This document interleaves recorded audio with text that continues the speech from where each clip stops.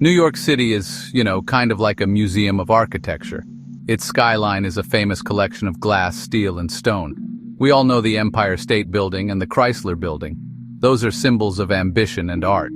They reach for the sky, telling a story of power and progress.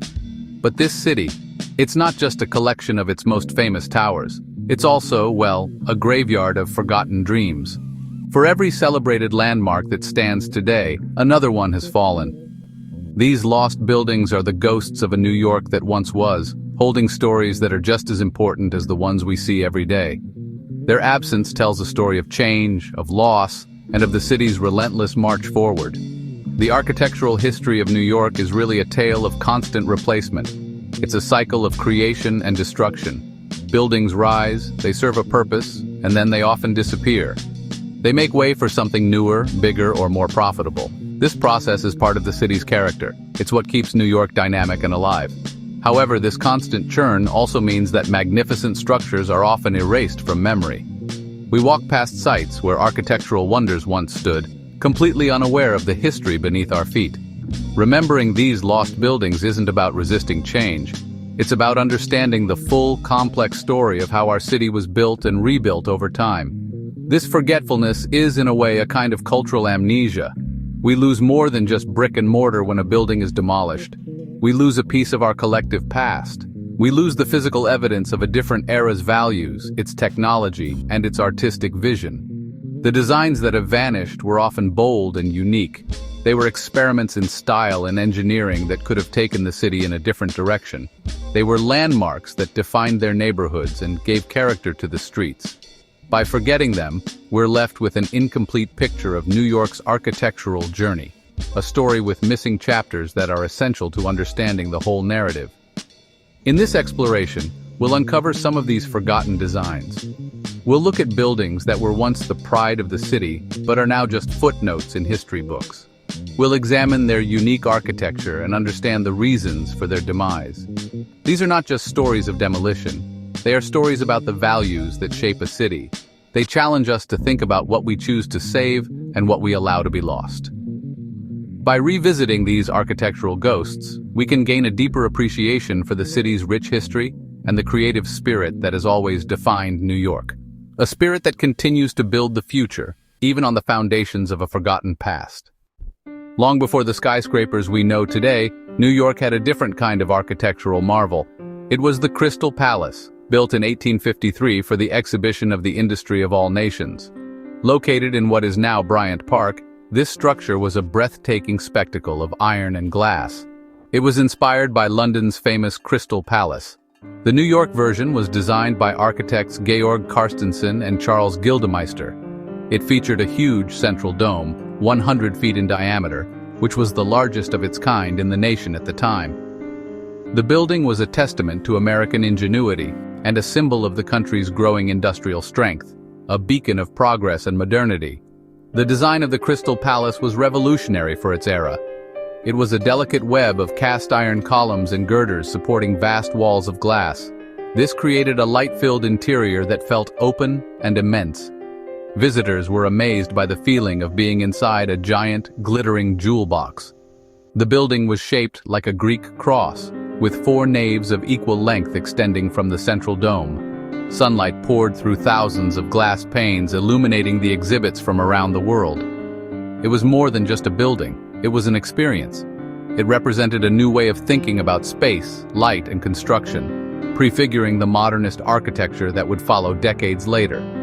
Inside, the palace was a wonderland of innovation. It showcased over 4,000 exhibitors, displaying everything from new steam engines to fine art. It was a place where the public could see the future unfolding before their eyes. Elisha Otis famously demonstrated his new safety elevator here, a device that would later make skyscrapers possible. The exhibition was a massive success, drawing over 1 million visitors. The Crystal Palace became the city's premier venue for events and a popular tourist attraction. It was a cultural hub that captured the optimistic spirit of a young and ambitious nation, eager to prove its worth on the world stage. Tragically, the Crystal Palace's life was short. On October 5, 1858, a fire broke out within the structure. Because of its iron and glass construction, many believed it was fireproof. However, the vast interior was filled with flammable exhibits and wooden partitions. The flames spread with astonishing speed. The intense heat caused the iron frame to buckle and the glass dome to shatter and collapse. Within half an hour, the magnificent building was reduced to a smoldering ruin. The city lost not just a landmark, but a symbol of its own potential.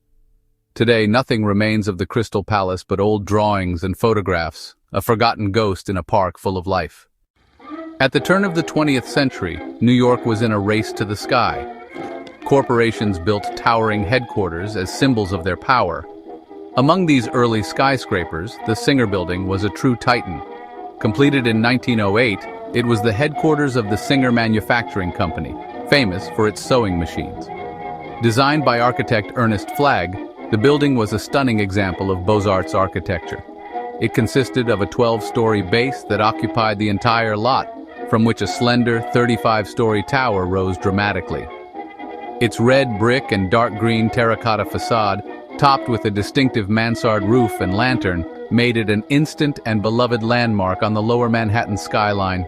The Singer Building's design was both elegant and innovative.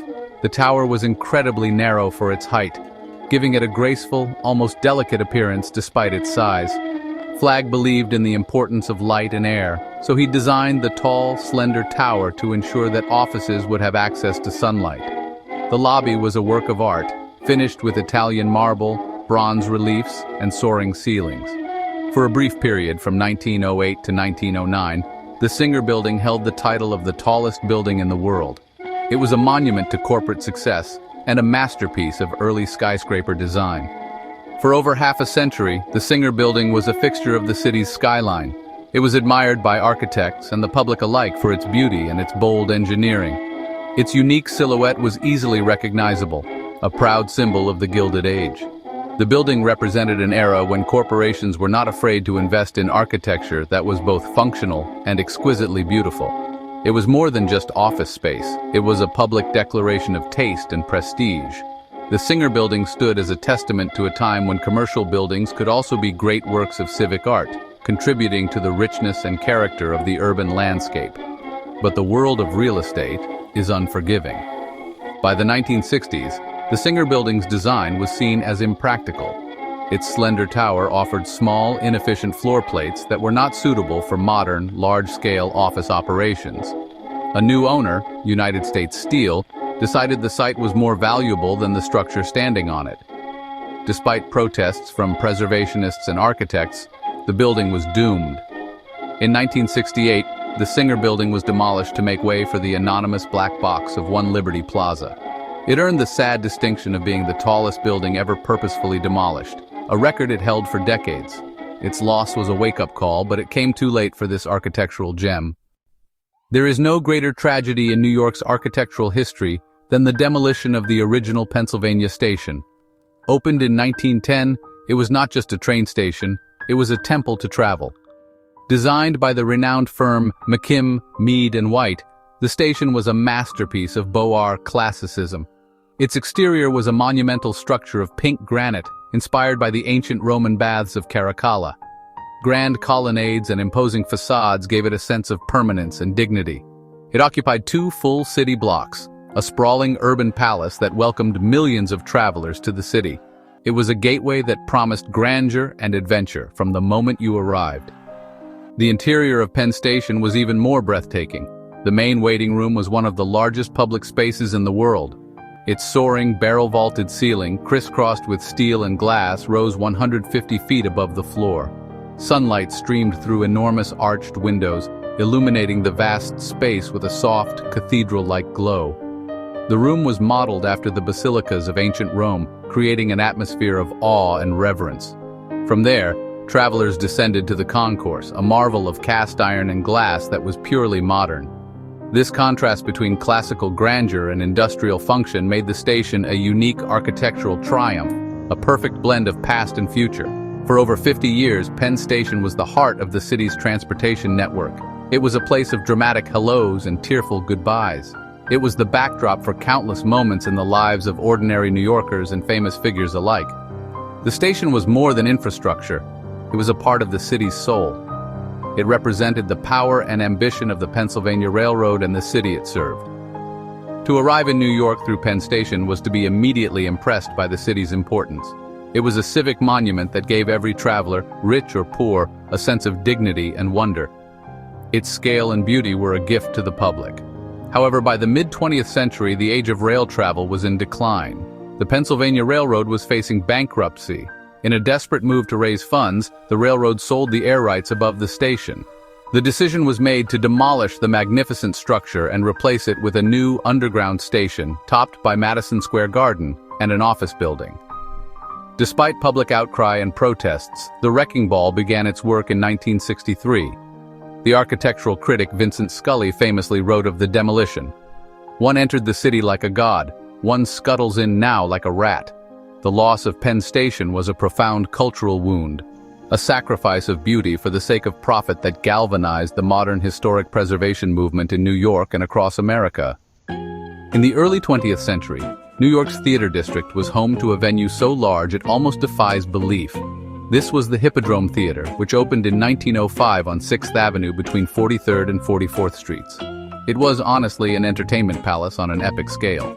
The building itself was a behemoth, with a seating capacity of over 5,300 people.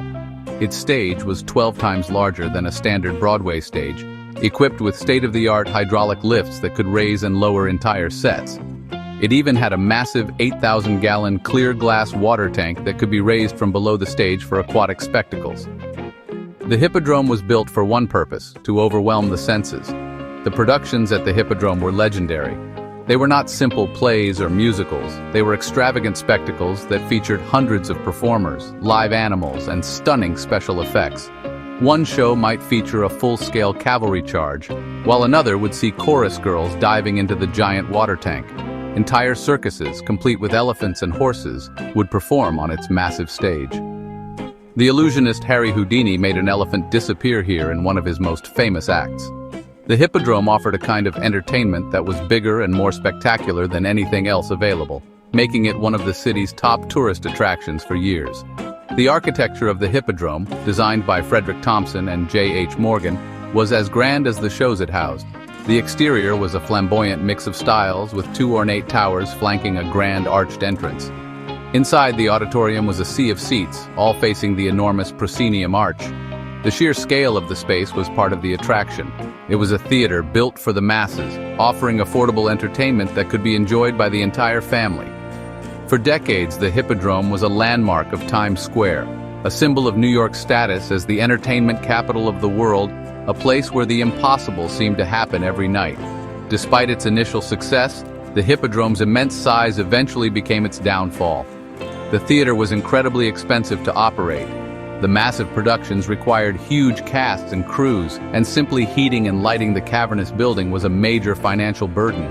As audience tastes changed and motion pictures became more popular, the Hippodrome struggled to fill its thousands of seats. It went through several changes in ownership and purpose, serving as a venue for vaudeville, movies, and even opera. But nothing could save it. In 1939, this giant of entertainment was demolished. Today, a modern office building and parking garage stand on the site, with no hint of the spectacular world that once existed there. Fifth Avenue was once lined with the magnificent private homes of America's wealthiest families. These were not just houses.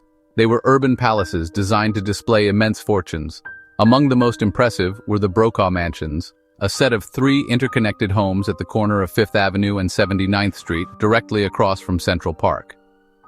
Built in the late 1880s for Isaac Vale Brokaw and his sons, these chateau-style mansions were designed by the architect Rose and Stone. With their limestone facades, steep slate roofs, and ornate turrets, they looked as if they had been transported directly from France's Loire Valley. They were a powerful statement of the Brokaw family's social standing. The design of the mansions was a perfect example of Gilded Age excess. Each house was opulently decorated, with interiors filled with fine wood paneling, marble fireplaces, and elaborate plasterwork.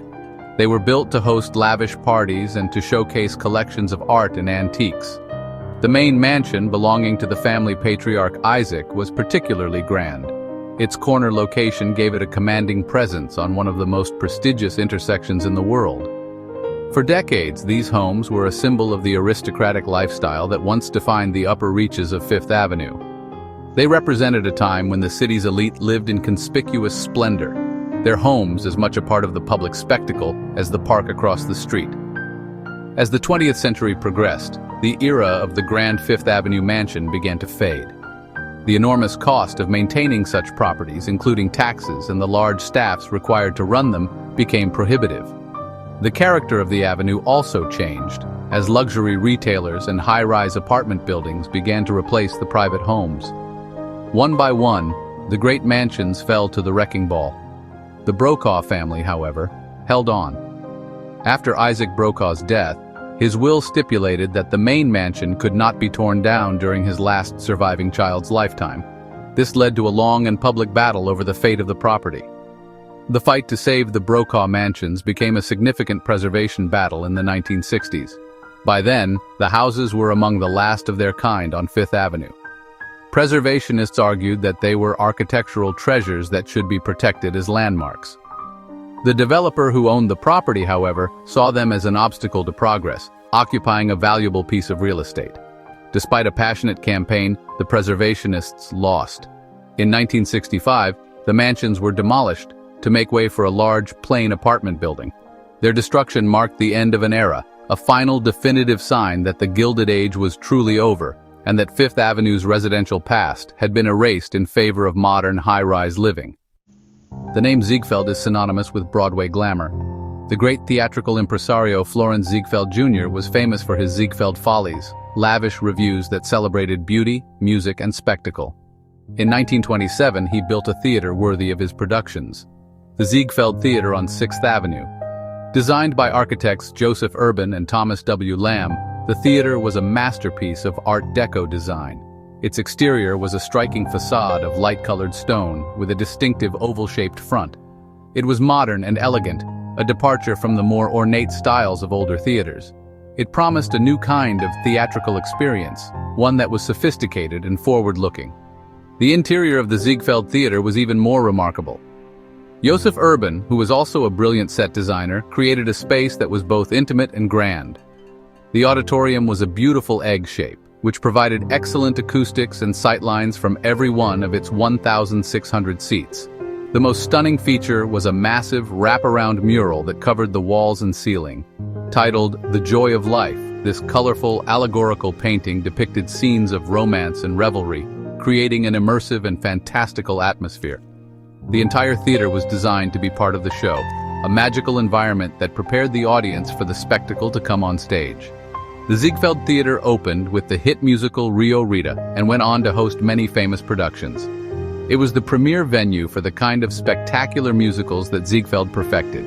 After Ziegfeld's death and the Great Depression, the theater struggled. It was converted into a movie palace in the 1930s, becoming one of New York's most prestigious places to see a film premiere. For decades, it operated as a roadshow cinema, showing epic films with reserved seats and intermissions. It was a place where going to the movies still felt like a grand event. The Ziegfeld retained its glamour and its reputation as one of the city's most beautiful entertainment venues. But like so many other single-screen theaters, the Ziegfeld could not survive the changing economics of the film industry. By the 1960s, its prime location made the land it sat on incredibly valuable. Despite its architectural and cultural significance, the theater was sold to developers. In 1967, this Art Deco jewel was demolished. A tall, characterless office tower, the Fisher Brothers building, now stands in its place. The loss of the Ziegfeld Theater was another blow to the city's architectural heritage, another example of a unique and beautiful space being sacrificed for a more profitable but less inspiring replacement. Its memory serves as a reminder of a time when the venue itself was as much a star as the show. The stories of these lost landmarks are more than just nostalgic tales of a bygone era. They are cautionary tales that hold important lessons for the present and the future. The demolition of buildings like Penn Station and the Singer Building sparked a powerful public reaction. People began to realize that the city was losing irreplaceable parts of its identity. This growing awareness led to the passage of New York City's Landmarks Law in 1965. This law created the Landmarks Preservation Commission, giving the city the power to protect architecturally, historically, or culturally significant buildings from demolition. It was a direct response to the tragic losses of the past. Remembering these forgotten designs helps us appreciate the buildings that were saved. The campaign to save Grand Central Terminal in the 1970s, for example, was successful largely because of the painful memory of Penn Station's destruction. People understood what was at stake. Preservation is not about freezing the city in time. It is about managing change thoughtfully. It is about recognizing that old buildings have value beyond their immediate economic use.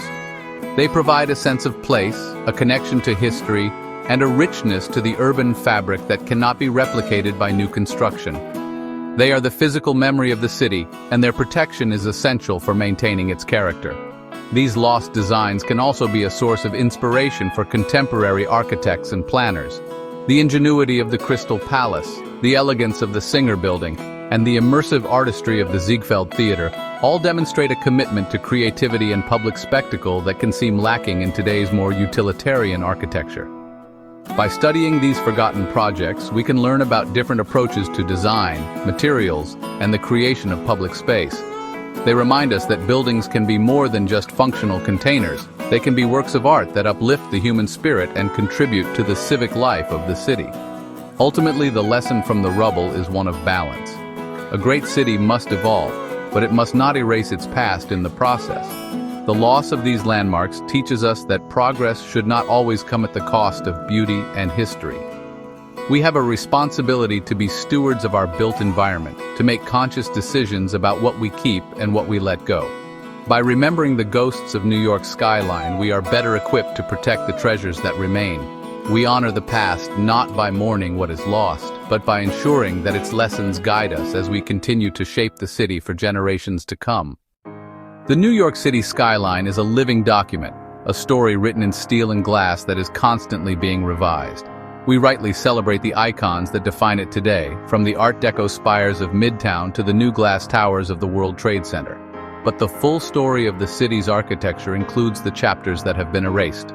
The unseen ghosts of the Crystal Palace, the Singer Building, and Penn Station are just as much a part of this narrative.